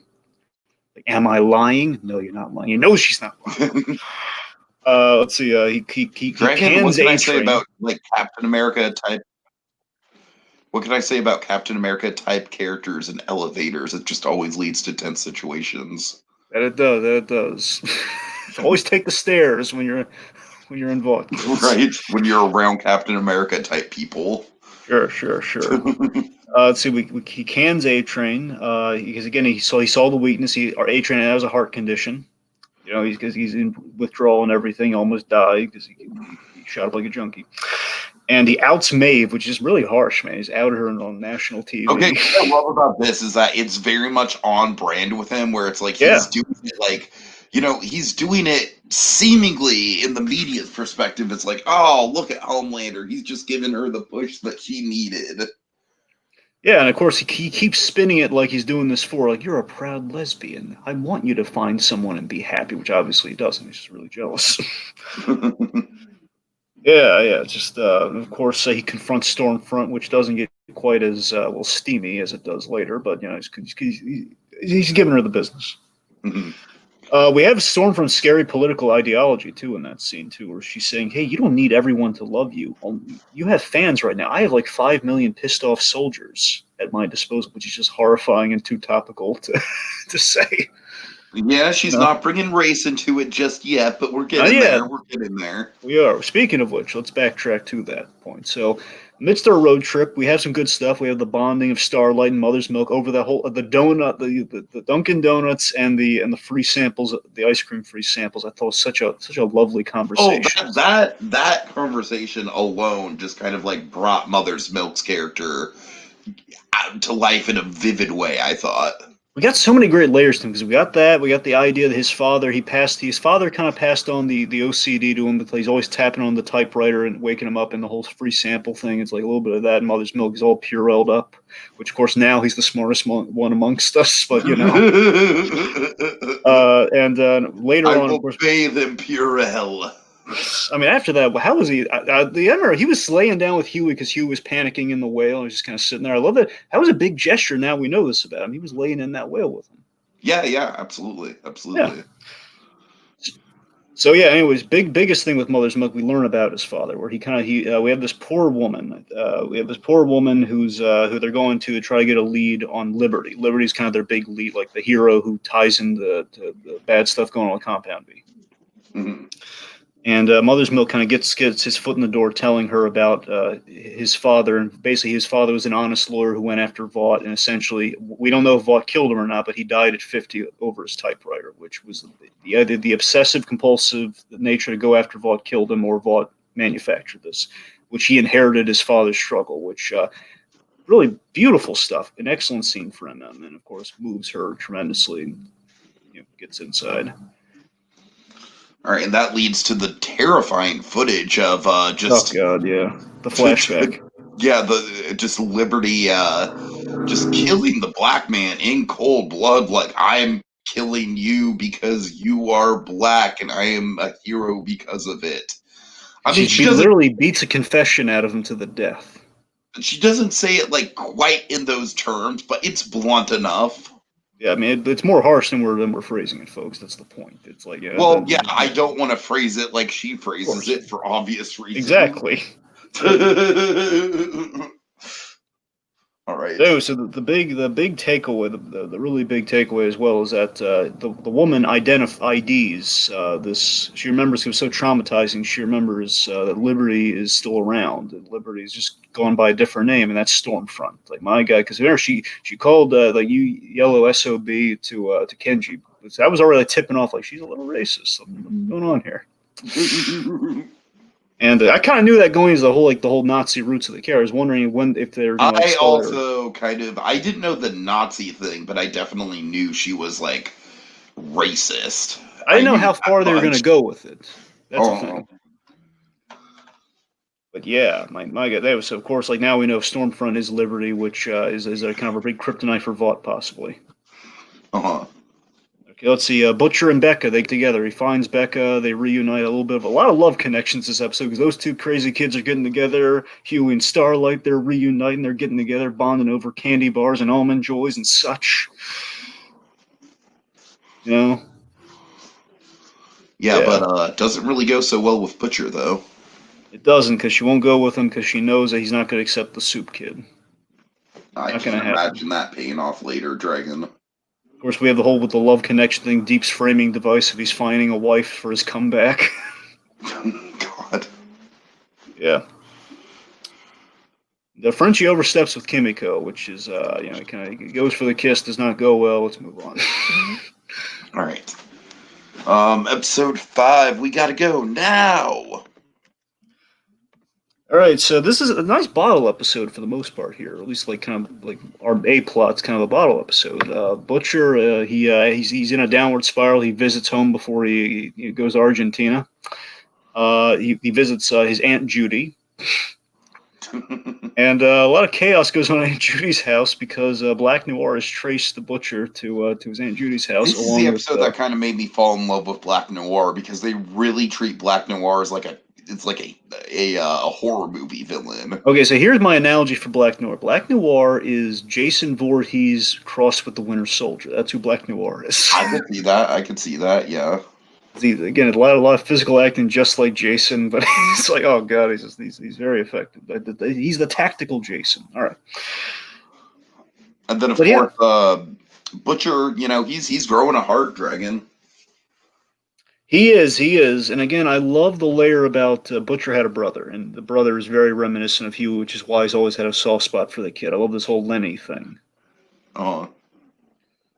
And basically now they're all trapped, because I love that Mother's Milk panicked when Huey said he's nice to me on the phone, called me his canary. Tell me exactly what he said. Like, this is not... Right. So right. the biggest thing from the comics, while people were divided on the whole Stormfront thing, for the deep cut fans of the books, I'll tell you what the deep cut fan of the books loved. Okay. Terror. Oh, The right. dog. Nice. Seriously, Nice. the dog was there always with the Butcher in the comic, and he wasn't in the first season. People loved it. Oh my God, they brought the dog in this season. So the dog was a fan favorite from the book. So That's a good name for a dog too. yep. And of course, the dog does what he does in the book too when he says "F it," and of course he does so. Oh God! Oh God! Book it was darker though because he did it to any like he did to other dogs when butcher's ticked off at somebody like, hey, see that dog over there? F it, and he's like, anyway. So I like seeing Butcher's family life, which we kind of set up here, and also he's got a screwed up family life too. His Aunt Judy has a taffy room, which is like drugs, candy, and all sorts of stuff in it. But yeah, the Black Noir battle. Again, unstoppable threats. Again, very Jason Voorhees-esque, and of course, ultimately it comes down to this really awesome bit here where Butcher sees a little bit of his brother reflected in Huey, steps up, and he leverages Stan Edgar and Black Noir not to go after him and not to kill him. Yeah. Yeah. Let's see. It's predominantly that A Train. Oh, we write A Train out of the Dawn of Seven movie. My favorite gag in the whole season is in this scene. Tika. I love that. As A Train says his goodbye, Homelander he walks off, and Homelander's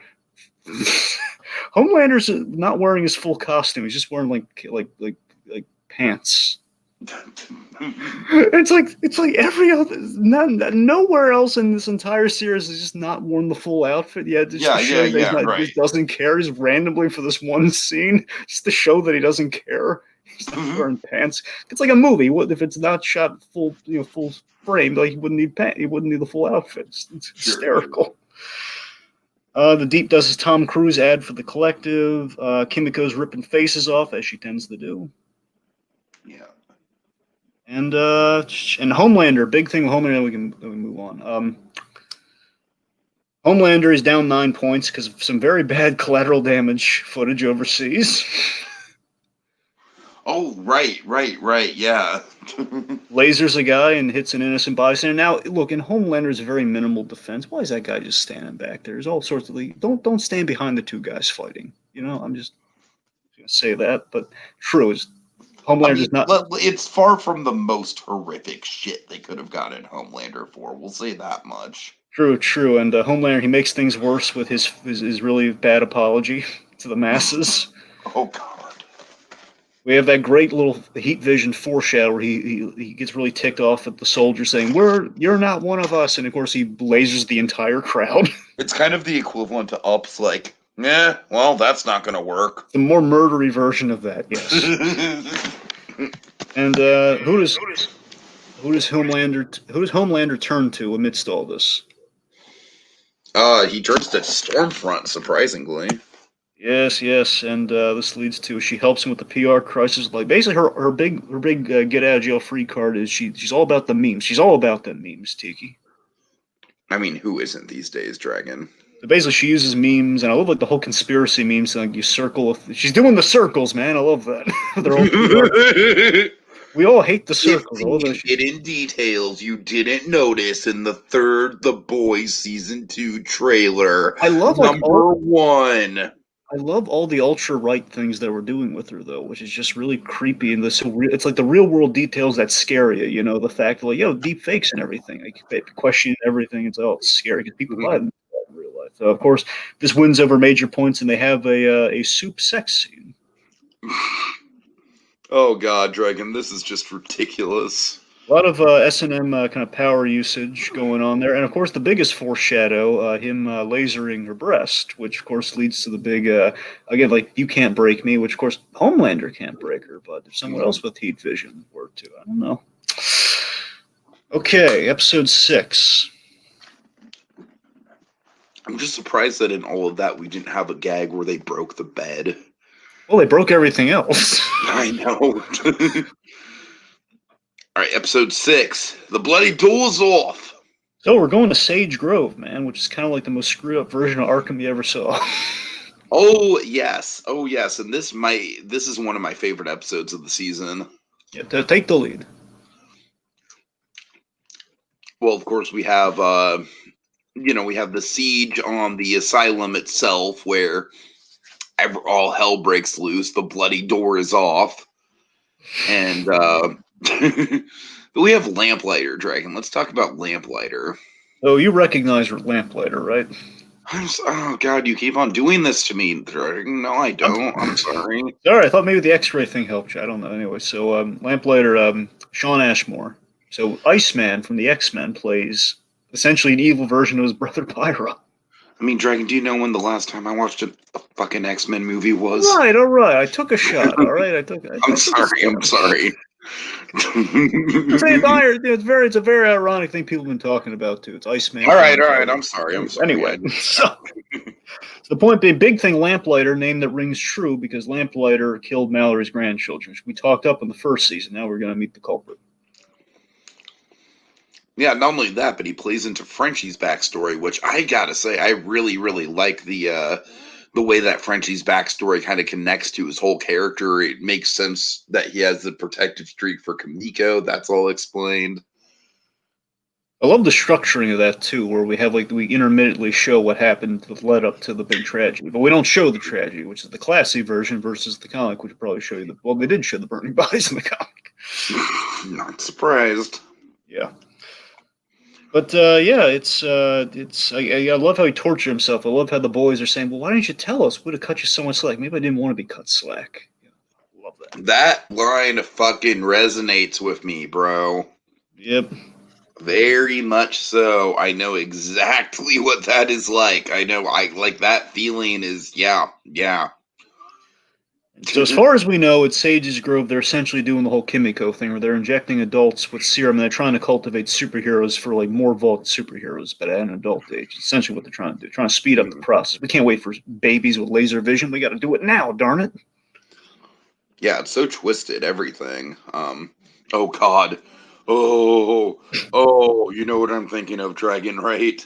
Love sausage. You know what just came into my mind? What?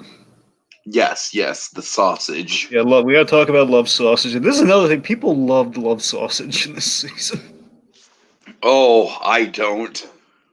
I know. I got to tell you, on the rewatch, it was really hard for me to watch because, of course, you're in the Discovery fate. It was a little too much for me, man. I gotta say, that was maybe the one part of the season where I was like, okay, let's dial it back just a little bit, everyone. Now, Love Sausage was in the comic, but from what I understand, his ability was not what you see here. He was just basically, gifted, but not right. Gifted.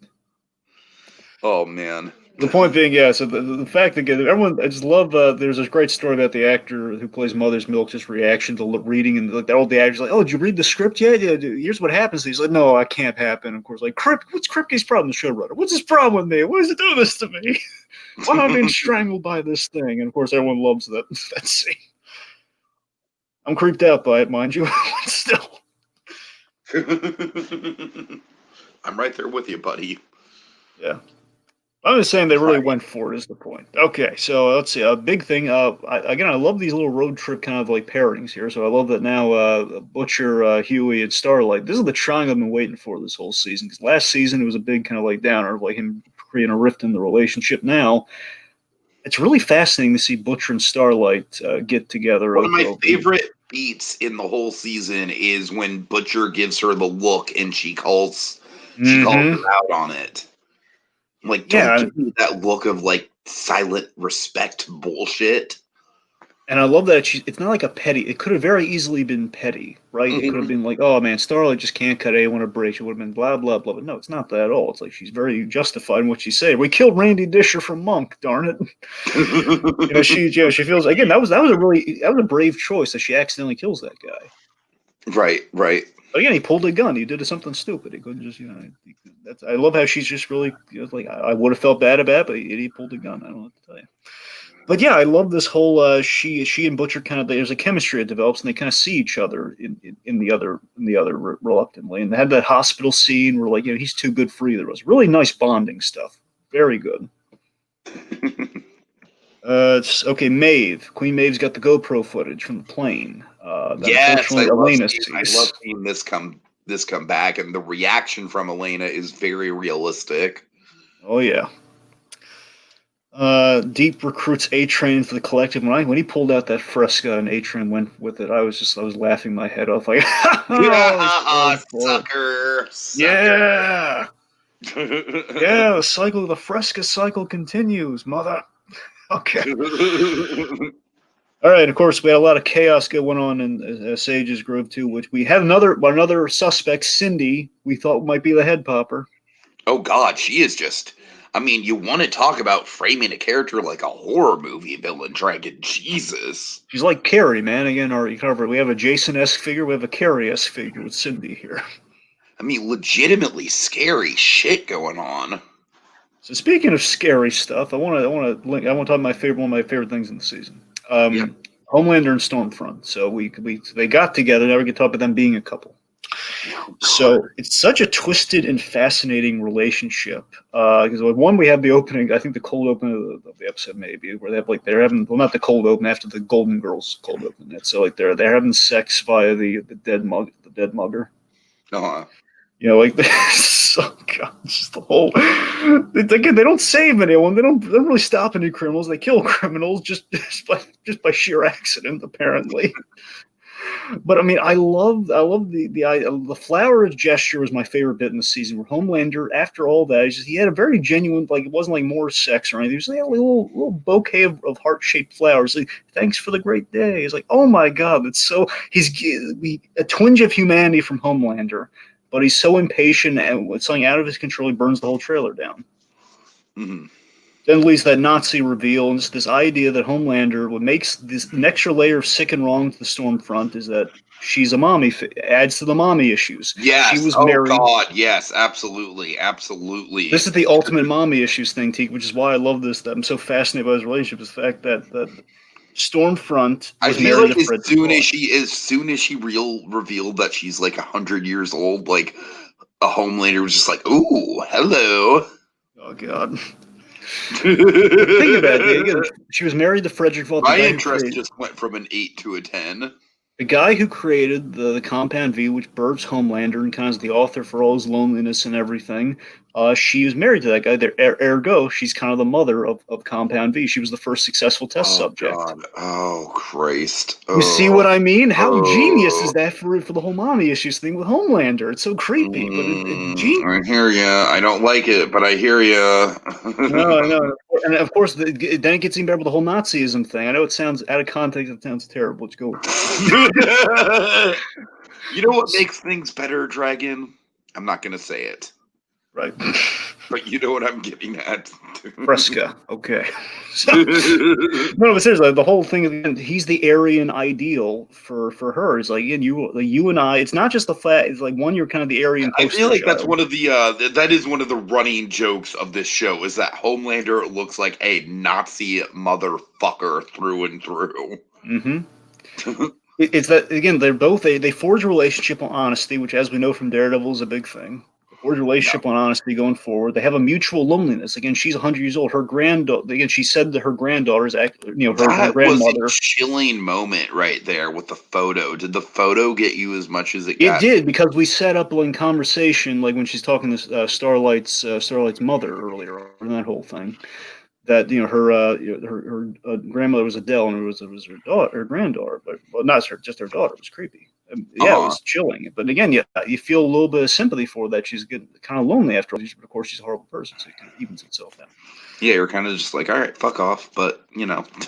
Yeah, that's it. The whole mutual loneliness thing is also another thing that really bonds them. They have the twisted sense of patriotism. Again, like she's a reformed. Again, she's an allied Nazi. Therefore, she's faithful to the homeland, which is America now, which is addedly an interesting twist. Sure. It's like we didn't just go with the Superman thing. We went with like the creationist Superman thing, where we start off as like Reign of the Superman, the bald, megalomaniac before they created, Superman. That's a genius pull with all the Stormfront stuff. Mm-hmm. Okay, into the penultimate here. All right, penultimate episode. Let me scroll down. All right. Butcher, Baker, Candlestick Maker.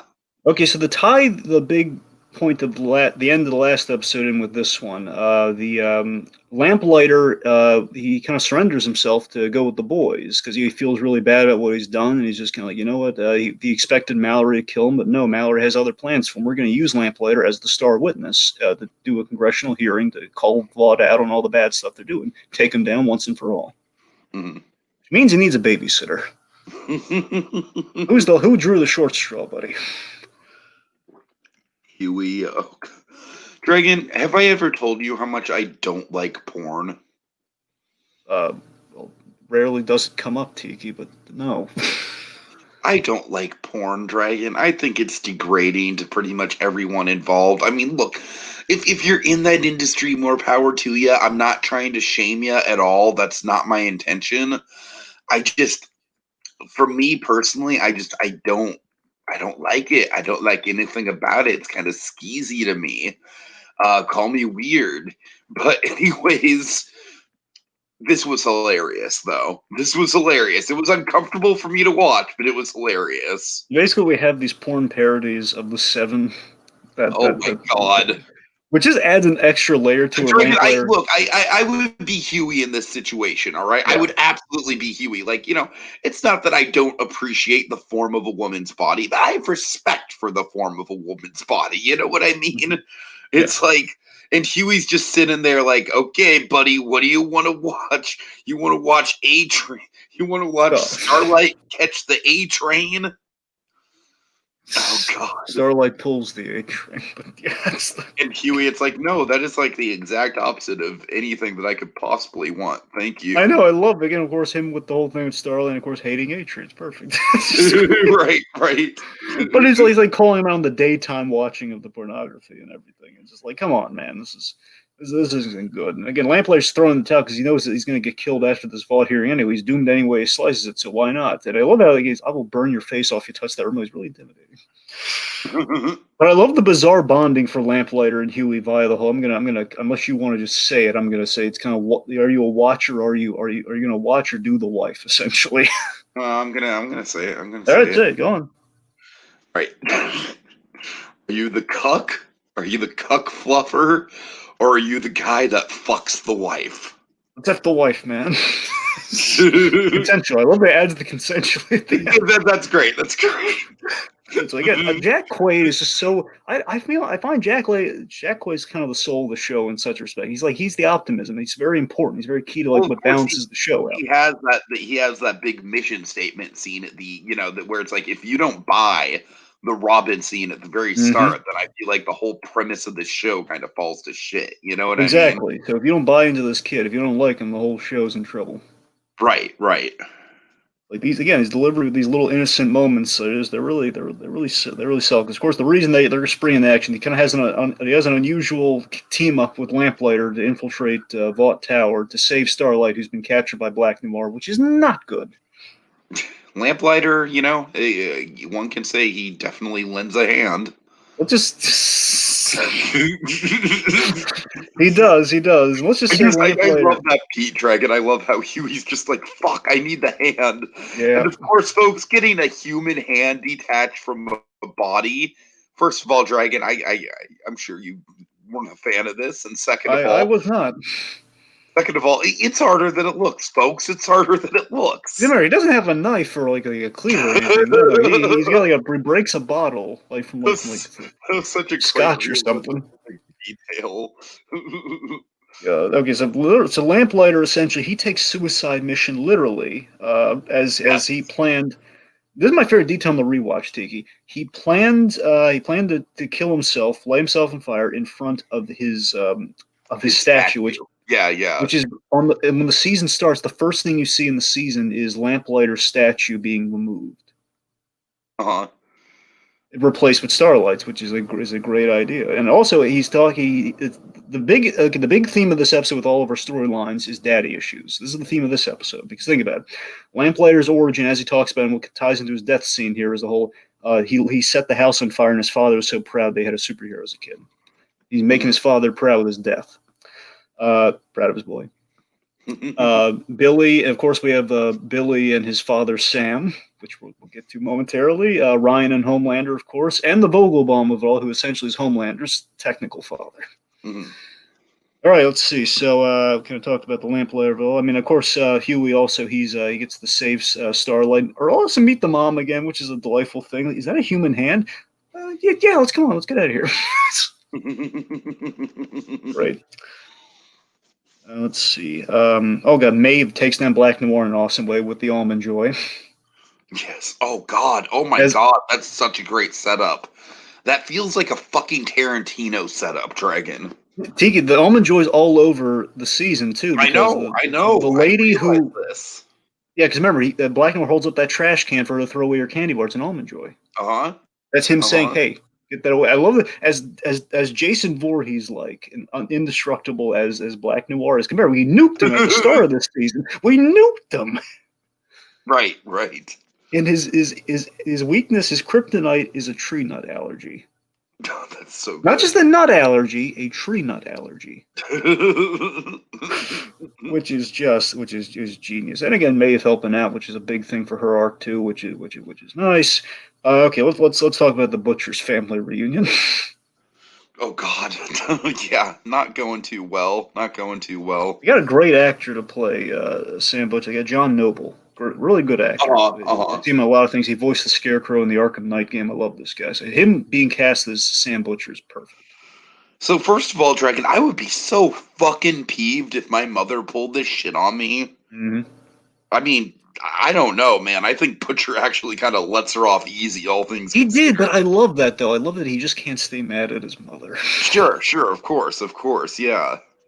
And I love that there's kind of like it's like the whole Freudian thing about kind of men marry their mothers, and the daughters marry their fathers in a sense, and who they're looking for in the romantic partner department. I love that the mother is a little bit like Becca in that she has hopes. Her whole hope in pulling this thing was that he would not hate his father towards the end, that he would let it go. They would basically just kind of let the pain go, not for like, hey, for your father wants. It's like, no, his father doesn't want. It's like, let it go for your own sake. Which again is kind of what Becca wants. The whole like, exactly. Which again, like Becca wants that with the whole like Ryan situation. Like, I want you to get past your hatred of superheroes and Homelander, so you can we have a family with Ryan. Uh-huh. But yeah, oh my God, Butcher's father's such a monster. he pushed his kids, which basically created the Butcher as the ultimate bully, and led to Lenny's suicide because of their father. Which is, oh man, I love the origin of Billy Butcher hating people in power because of his father. His father was the original superhero in his eyes. I love that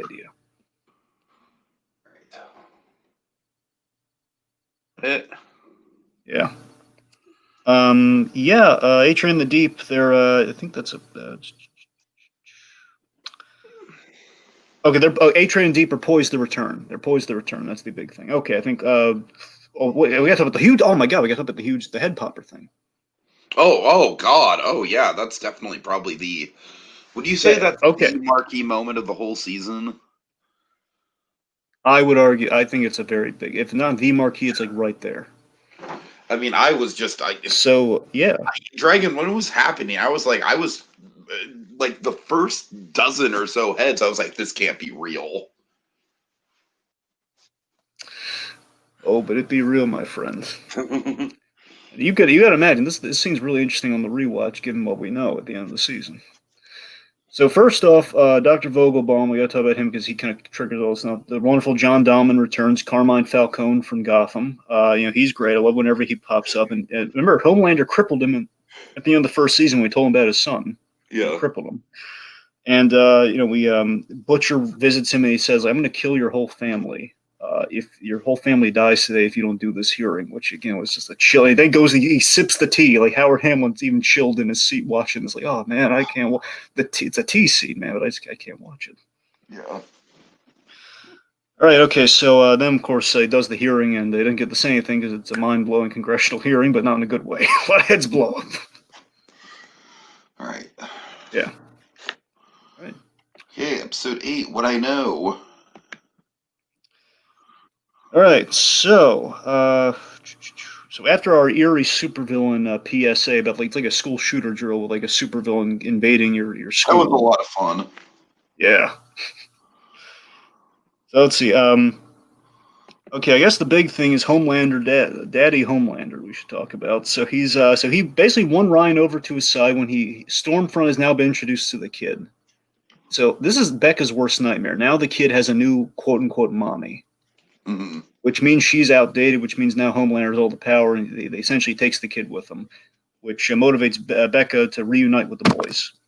She reunites with them. The boys are on a rescue mission. They're going to rescue the kid, and that's their whole mission statement in this episode. And then Homelander, Dragon, once again with the father figure thing, he tries to show his son a good time. All he wants to do is take his son out to a gimmicky restaurant, Like with Planet Hollywood, which is great. right. But it's just not happening. This is just not a good day. Things are not going well for Papa Homelander. But again, I love that at the end of the day, his ego won't let him. He can't put Homelander makes an attempt. He has like a twinge of humanity here, where he leaves and he takes his son with him. Where I think Homelander, by the end of things, he just would have stayed there and let the kid tough it out. Which he's given the old college try, but he's just no good at it. Let's be honest. So again, we had another Stan Edgar scene where he's making the deal with the Butcher, which obviously leads to a really nice moment between Butcher and Becca, where I love where Becca ultimately, Butcher comes clean, says, I was going to sell him out I was going to let Vought take the kid and just take you with me, but I just couldn't do it. Yeah, and I love this whole arc of where at first Butcher just when he first sees the kid Dragon at the end of season 1, it's just like this huge blow, right? Like, oh my god, Yeah. this is like the worst possible thing he could possibly see. And then of course the big arc where it's like even after what happens at the end of this episode happens, well, we'll get there, but it's very full circle. I love it. Speaking of full circle stuff, a lot of really great full circle stuff. But one element, A-Train, who kind of starts our story in the first place, A-Train, he kind of helps save the day here. Incidentally, he thanks to Alistair selling, we have Birds. God. That's a lot of fun. I just love the immediacy of him showing up when they're all like, freaking out. Yeah, he shows up and then it immediately cuts to the car, just like hard braking outside. Like, oh shit. God. So yeah, we had that great scene with Stan Edgar and Alistair, the guy who runs the collective, and they're talking about like, well, we could use a comeback story right now, but 2 shows weakness. We can only do 1. I love that logic though, because in a business sense, it does make sense. Yeah, it would show weakness. So we're going to take the Deep, but not A-Train. He's all worn out. Of course, A-Train doesn't like this. He steals the file because the idea is that back during the collective's more racist days, Stormfront was a member. Right. So they have files and dirt on her, and A-Train delivers that. So now, basically, they out Stormfront as a Nazi, which is basically the big feather in their cap. And again, their big poster child's a Nazi. Dragon, the whole rest of the episode is basically Stormfront's terrible, horrible, no good, very bad day. Yes. So all this kind of leads to the big showdown at the Davy Crockett cabin, which basically we had a really nice scene where when Butcher's talking to Vogelbaum, he kind of asks how Homelander was as a kid, which contributing to where we are here in this episode. It's kind of like him feeling out like how would Ryan grow up versus how Homelander grew up, and of course it kind of parallels Butcher and Homelander actually having a little bit of similarities with a terrible upbringing. In the idea where Vogelbaum pushed him into becoming America's poster boy, which screwed him up. And he watched Davy Crockett, and that's why he has this cabin away. It's a shame cabin with the whole doppelganger thing. By the way, don't forget he killed his doppelganger. We kind of forgot to mention that too, which is like a whole self-loathing thing. A lot of great ambiguous layers there. It's like why did he kill him? It's good stuff. Anyways, we're at the cabin, and the boys have a plan. It's a really good plan too, where the Butcher kind of sets up these poor SWAT guys to come in and distract him when they get the sun. They try to get him out of there. And of course, these lasers all these poor SWAT guys. Like, did you say Butcher? Any location on the boy, and then he just lasers them all to death. And he's all blood soaked, and it's terrifying. So we have the big climax in the woods. Yes. So this is the big, again, this is why I think this finale is, nothing against the other finales is better than last season. It's easily, because we hit all the marks here. Well, I mean, getting into what happens, it's just, it's fucking brutal. And like I said, it's, it kind of subverted my expectations a lot because the whole time I was thinking like, all right, Homelander's going to do something that's, he's going to kill someone. Not so much the case. So it happens. So Stormfront's no good, really bad day. It's really kind of brought on by the whole girls do get it done big moment too, where all the girls come together and they kick the crap out of the Nazi Stormfront. Like, hey, crowd! And then when Queen Maeve shows up, there's like an horrible like cheer from your home screen, isn't it? It's an MCU moment, but it's a totally earned MCU moment. They're kicking the crap out of a racist Nazi. Just kicking the ever-loving crap out of her. Of course, she's going to shove her boot up your Nazi kitty. Like Kimiko laughing is like the closest thing she said to a word period. Yeah. Which is Billy, all three of them kicking the crap out of her. Anyway, so she's ticked off. She's going to find Ryan, and of course, she strangles the life out of Becca, who then jabs a knife in her eye, Dark Knight Returns style, which, oh my god. So I just love this whole thing here where Butcher is I love how the Butcher's kind of earning points in the kid's eyes for a bit here, where Butcher's like going at her with a crowbar, trying for the life of him to get her to let Yeah, go. absolutely. This does. I feel like this gives all the credit in the world to why Butcher and the kid are ultimately cool with each other. It's such a great tense scene. Again, I love everything about this scene where he's going at her, and the kid's he was trained to use his heat vision. You got to picture something you hate, kid, which he didn't have before. Now he does. So big old flash of light. We're thinking happy ending, right? He saves the day. He gets rid of Stormfront. We're good. Problem solved. But you don't get anything in life for free, kids. We have this tragic with inside out tissues at the ready, kids. I mean, one Stormfront's a quadriplegic, burned, fried, alive, mind you, and reciting. She's in German. She's actually saying something, by the way. She's saying in German. She's reminded of like going to the park with her daughter. Yes. Just sad. And then we reveal Becca. What happened to Becca, Tiki? Well, Ryan lasers her in self-defense. Dragon, I'm sorry, you're throwing it to me. My energy's kind of waning, Dragon. I'm sorry. Yeah, well, the point being, in the big giant laser blast of uncontrolled rage, kind of blasted Stormfront, basically nicked her in the neck, either from her hand or the laser blast also got her in the neck. The point is she's bleeding out. She's bleeding out, and Butcher makes the Butcher promise to look after the kid. Makes him promise, like, don't blame. Make sure he knows it's not his fault. It's the desperate pleas of a dying mother. And we have that big moment with the crowbar. He grabs for the crowbar. You'll know, oh my God, is he going to wail on this kid? Or, oh God, what is going to happen? Homelander shows up, and oh my God, what is going to happen? And then we have the full first circle moment of truth. Yeah. Full circle moment of truth where, like Butcher has the kid now versus the end of last season where the kid was kind of used as a screw you to Butcher and, kind of takes away Homelander's family. He's alone again. Yep. Just excellent stuff. And, we have kind of our epilogue-y stuff set to some Beach Boys music, which you can never go wrong with. This song has been used in a lot of different stuff. And Toy Story 4. Yeah, and Toy Story 4, yeah. Toy Story 4, yeah, a lot of stuff. Yeah. So again, Butcher and Ryan, they have this nice little moment with the whole St. Christopher pendant. Don't be see you next Tuesday, let's say. It's like, a cute little bit there. They're on good terms. The Deep is screwed by the Collective, and our biggest thing we got to talk about, and then we'll wrap this puppy up. Victoria Newman. I didn't even know what to make of her because she was just such a non-suspect throughout the season. She was just kind of like sort of existed as this like borderline insular character, and then all of a sudden, so for that reason, I got to admit I am kind of mixed.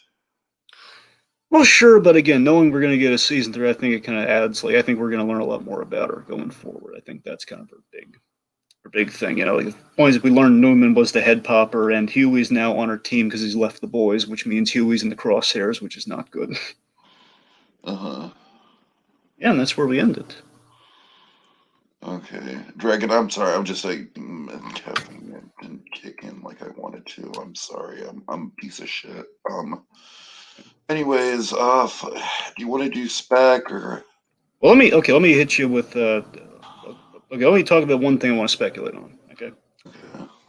Okay, so Victoria Newman, the one thing is why the heck would she not have killed Homelander and the rest of the big players at Vought during that congressional hall scene? Mm-hmm. Here's my theory. I think her end game is that she wants to take over Vought and do a superhero registration act on them. She wants the government to control the superheroes, and that's why she didn't like think about it. Why she killed the collective guy who basically I have all this dirt on the superheroes that we can basically take down a whole bunch of other storm fronts and then basically we can take Vought off the table, and she blows his head up. And that was our big reveal. I can only imagine the only logic there is that she doesn't want Vought off the table. She just wants Vought in the palm of her hands. That's what I think is going to happen next season, big plot wise. Yeah. I mean, I cyber Stormfront. That's all I got.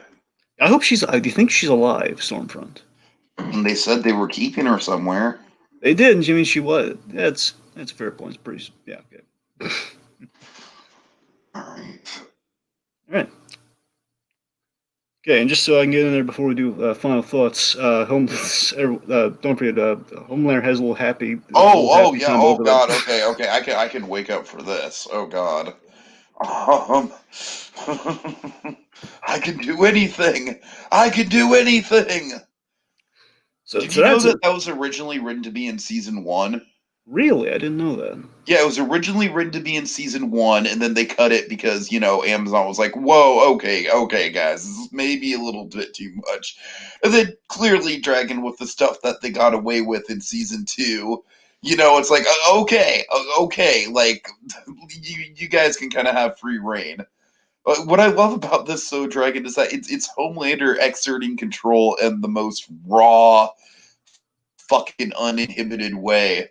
And Dragon, there's just something so satisfying that the last thing we see of Homelander in the season is like the moment right before the cum shot. Exactly. There's something so satisfying in the editing of that, Dragon.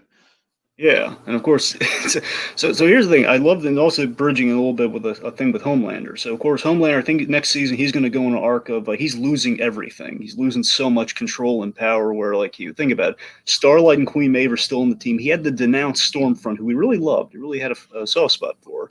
Closest thing he can feel to love. He had to say that she was a Nazi. She was responsible for everything because Starlight's still in the team and everything. Sure. And I think next season, possibly, he's going to snap, and he's going to do that heat vision thing that he dreamed of, and there's going to be no going back, and we're going to realize that heat vision. So it's going to be terrifying.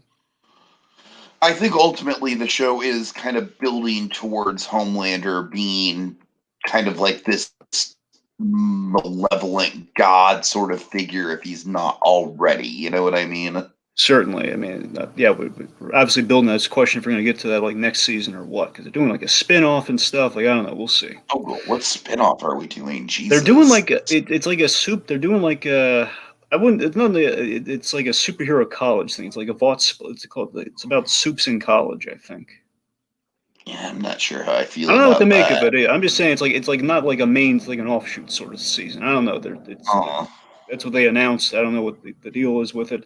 The last thing I'm going to say too, I'm looking very forward to Soldier Boy. They're doing an actual Captain America parody next season with Jensen Ackles, who I really love, and I've been watching through Supernatural. I've been watching through Supernatural recently. One, because it's ending. Two, my friends always keep recommending it to me. And three, because Kripke, the same showrunner who did Supernatural, does this show. So, yeah. All right. So, final thoughts, Tiki. Final thoughts. I think this show's a hell of a lot of fun.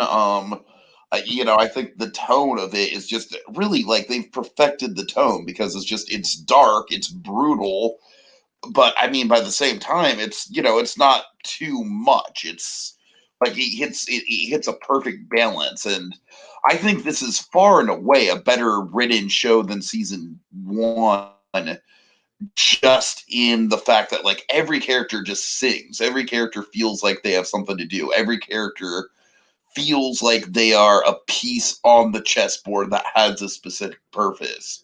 And that was actually one of my main criticisms with season 2 is that with season 1 is that season 1 just kind of felt like the Butcher, Huey, and Homelander show, and everyone else besides maybe Starlight was kind of on the sidelines. And this season, I didn't feel that way at all, and that's my best compliment to the seasons. I feel like this season did an excellent job of kind of distributing screen time between the cast. Homelander is obviously still the breakout star of the season, but I feel like going into season 3, I'm way more excited to see what every one of these characters is going to be up to moving forward. Yeah.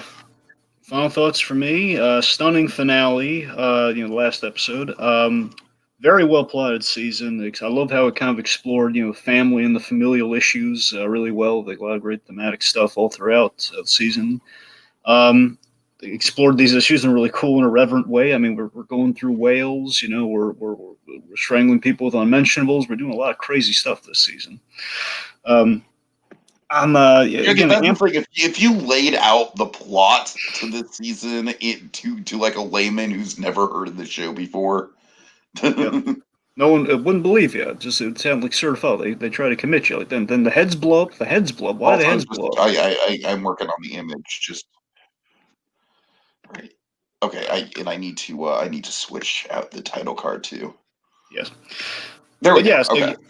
that's what I'm saying. Is again, like overall, narratively, The Boys continues to impress. Again, it amped up the crazy, and thankfully, again, not without substance. All they didn't just go crazy for the sake of crazy. No, Again, every Stormfront. crazy thing that happens actually has a legitimately good plot reason for it happening. That's good writing there.